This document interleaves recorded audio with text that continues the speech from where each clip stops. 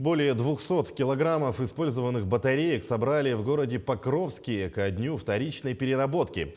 Сегодня во всем мире отмечают День рециклинга или вторичной переработки. Основная цель праздника – привлечь внимание властей, общественности и промышленных структур к этой теме. Сергей Землянский, общественный инспектор по охране окружающей среды Хангаласского улуса, в 2018 году установил в одном из торговых центров Покровска эко-урну для сбора отработанных батареек. В первые 2 года было собрано 40 килограммов, в последующие 75 и 80 килограммов. А на сегодняшний день побит рекорд. Более 200 килограммов батареек удалось собрать с марта месяца этого года. Всего получилось 9 коробок. Ну, это говорит о том, что жители нашего города, нашего района неравнодушны к проблемам экологии, окружающей среды.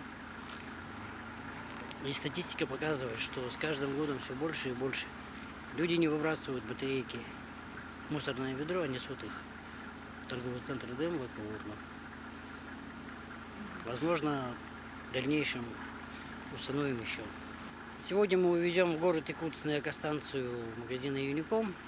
В дальнейшем там эко-волонтеры отсортируют батарейки. И в дальнейшем, я насколько знаю, отправятся в город Челябинск на перерабатывающий завод.